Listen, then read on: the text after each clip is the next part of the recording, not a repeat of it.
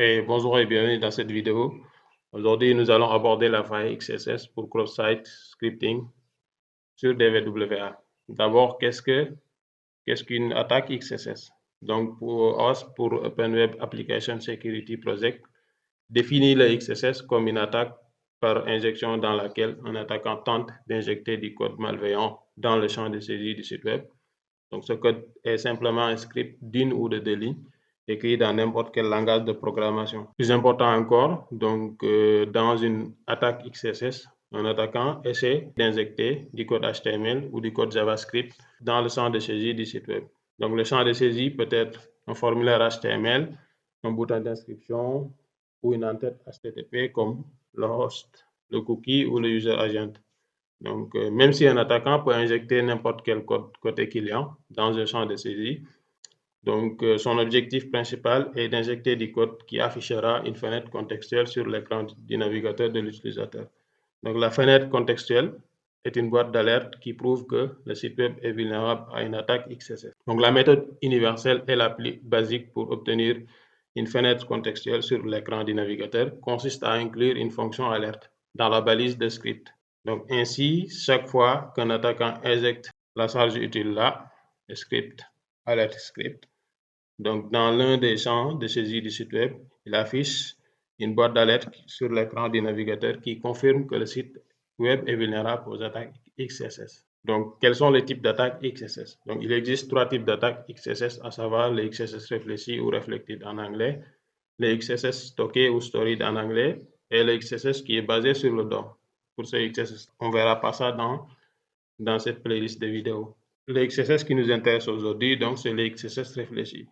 Donc, le XSS réfléchi est une vulnérabilité de sécurité web qui permet à un attaquant d'injecter du code malveillant, souvent du JavaScript, dans une page web vue par d'autres utilisateurs.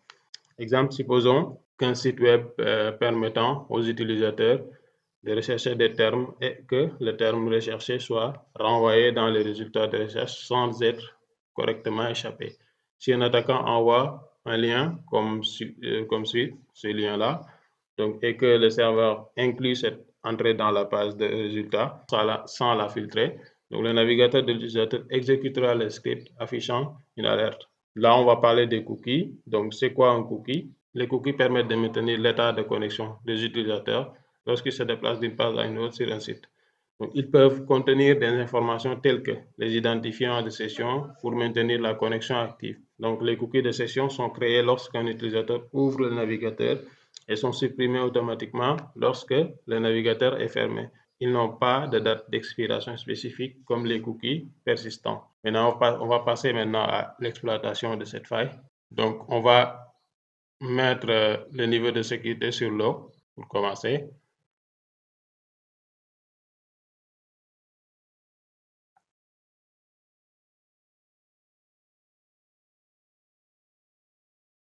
On vient au niveau de la faille XSS Reflected. Donc ici, vous voyez qu'on a un champ de saisie. Donc ce qu'on va faire en premier, c'est qu'on va tester. On va essayer de saisir une chaîne de caractères, par exemple. Je mets Hak Ahmed ici, je mets Submit. Donc là, on a Hello Hak Ahmed. Maintenant, si on appuie sur CTRL U, donc comme ça, pour afficher donc la source de la page et trouver la chaîne unique que nous avons entrée. Donc notre chaîne unique Hak Ahmed est présente dans la source de la page. Donc on peut le rechercher, on peut mettre CTRL F ici, on va rechercher Hak Ahmed. Vous allez voir que la chaîne unique est présente au niveau de la source de cette page. Donc à présent, on va entrer maintenant la charge utile, le script. Donc alert Hackit, donc dans le même champ et soumettre la demande. Donc pour voir ce qu'on aura. Donc je vais aller copier le script. Donc c'est là. Donc on va soumettre ça ici. Donc on met submit.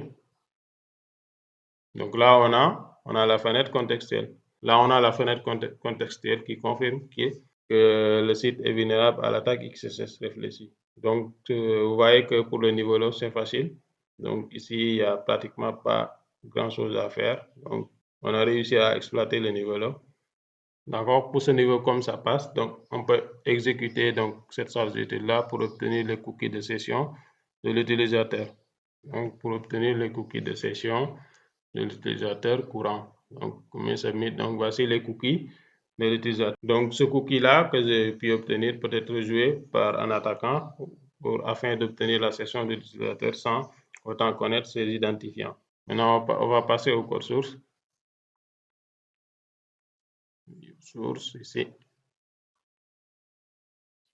Donc, on va analyser le code source et découvrir comment l'application accepte les entrées utilisateurs. Donc, ici, on a un premier bloc, ici, donc qui contient la fonction qui acceptera l'entrée utilisateur.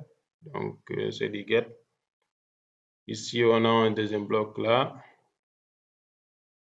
donc qui renvoie donc l'entrée fournie par l'utilisateur exactement de la même manière qu'elle a été saisie dans le champ d'entrée à l'intérieur de la balise prêt, donc sans effectuer de nettoyage ou d'encodage.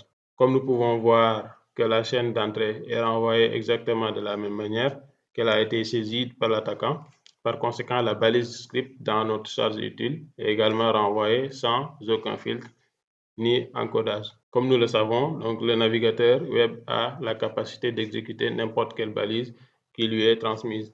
C'est pourquoi nous avons une boîte d'alerte à l'écran après l'exécution de la fonction alerte. Donc à l'intérieur de la balise script. La balise script indique que le code présent à l'intérieur est du JavaScript. Maintenant, on peut passer au niveau medium. Donc ici, on va changer le niveau de sécurité. Medium ici. Donc, on revient sur la faille XSS Reflected. Donc là, on va suivre pratiquement les mêmes étapes que pour le niveau low. Alors, on va taper encore la chaîne de caractères Hakamet dans le champ de saisie. Donc, pour vérifier comment notre entrée est traitée par l'application. Donc, c'est ça qu'on va faire ici. On met Hakamet, submit. Donc là, c'est bon. Si on met encore un CTRL U, donc on verra la chaîne de caractères Hakamet au niveau de la source. Donc, on va rechercher ça pour que ça soit beaucoup plus facile à retrouver. Donc, ici, on a la chaîne de caractères Hakamet. Donc, ici, comme on a ça, donc on peut refaire les mêmes actions. Donc, on peut tester avec le script qu'on avait utilisé tout à l'heure pour voir si l'application est vulnérable à l'XSS. Donc, c'est-à-dire le script Hakit, donc qui nous renvoie une alerte. Donc, ce script-là, donc on va coller ça ici. Donc, si on met submit, donc là, on n'a pas le même résultat. Donc ici, nous n'avons pas pu obtenir le pop-up comme sur le niveau low. Donc cela peut être dû au fait que notre chaîne a été nettoyée ou encodée par l'application. Maintenant, pour savoir si c'est le cas, donc on va voir le code source. Donc on vient ici, au niveau du code source, on agrandit. Donc ici, le premier bloc, donc elle-même, donc contient simplement la fonction pour accepter l'entrée de l'utilisateur qui est le get. Donc ici le deuxième bloc, au niveau du deuxième bloc. Donc qu'est-ce qu'il fait? Il remplace toutes les occurrences de tag script dans l'entrée utilisateur par espace. Donc en conséquence, lorsque nous avons utilisé notre charge utile dans le champ de saisie, elle devient donc alerte hack tout simplement parce que la balise script a été filtré et remplacé par espace. Donc, enfin, ce bloc renvoie aussi l'entrée fournie par l'utilisateur à l'intérieur de la balise prêt après avoir effectué le filtrage. Donc, c'est ça, quoi. C'est pourquoi quand on a exécuté tout à l'heure le script, il nous a juste renvoyé ça, alerte hack. Donc, c'est bon. Maintenant, on va essayer de contourner cela. Donc, après avoir analysé le code source, nous avons constaté que notre balise script est filtrée. Donc, pour contourner, donc nous pouvons utiliser donc le script avec le S qui est en majuscule à la place du script qui était tout en minuscule. Puisqu'il n'y a que le script tout en minuscule qui est filtré, on peut utiliser, donc si on utilise le payload script avec un S majuscule, cela devrait marcher. Donc, c'est ça qu'on va faire ici. On va coller ça ici et submit. Donc, de cette façon, nous pouvons exploiter le niveau médium de la vulnérabilité XSS. Donc, c'est ça, quoi. Donc, ici, on a réussi à bypasser donc le filtre. Donc, c'est bon.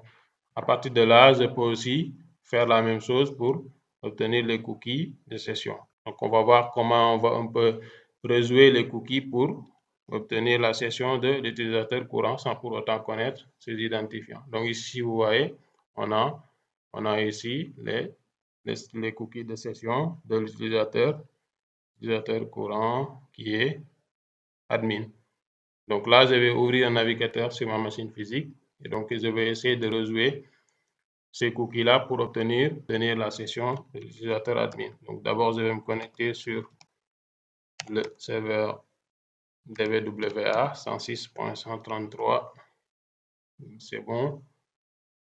Donc je clique ici DWA. Donc à partir de là, je peux mettre un clic droit inspecter. Donc au niveau d'inspecter, je vais venir sur application à gauche. Donc on a cookies ici. On développe ici cookies de session. Donc voici les cookies. Donc c'est ces cookies-là que je vais remplacer pour obtenir la session de l'utilisateur admin. Donc je vais aller copier les cookies de l'utilisateur admin. Donc je vais relancer le script. Donc pour obtenir les cookies. Donc là, j'ai les cookies de l'utilisateur admin. Donc je vais copier ces cookies-là. Donc je vais les rejouer au niveau du navigateur de ma machine physique pour obtenir la session de l'utilisateur admin. Donc je peux mettre un double clic et là je peux mettre CTRL-V pour coller les cookies. Là, si je mets Entrée, donc c'est bon. À partir de là, je peux essayer de me déplacer sur DWA Vulnerabilities ici. Vulnerabilities, comme ça. Donc là, je suis bien à l'intérieur. Donc là, j'arrive. Je me suis connecté en tant qu'utilisateur admin. Donc sans pour autant connaître ses identifiants, quoi. J'ai juste rejoué sa cookie de session que j'ai obtenu tout à l'heure ici grâce au script que j'ai lancé au niveau de cette application. Donc, j'ai copié les cookies. Je suis venu sur ma machine physique. Donc, une fois au niveau de la page de login de cette application, donc je suis allé vers les cookies. J'ai remplacé les cookies par les cookies de l'utilisateur admin que j'ai trouvé tout à l'heure. J'ai cliqué sur Entrée. Donc, à partir de là, j'ai réussi à avoir la session de cet utilisateur. Donc là, si vous voyez, je suis bel et bien connecté sur le serveur en tant qu'admin. Donc ça est là. Donc ici, je peux me déplacer sur n'importe quelle file. Donc vous voyez, j'ai réussi donc ici à avoir la session d'admin sans pour autant connaître ses identifiants. Donc vous voyez un peu la gravité de cette faille. Donc c'est une vulnérabilité qui est extrêmement dangereuse. Donc il faut à tout prix patcher ça. Donc c'était ça la vidéo. Donc on peut se dire à la prochaine vidéo qui va porter sur la faille XSS stockée. Et d'ici là, portez-vous bien.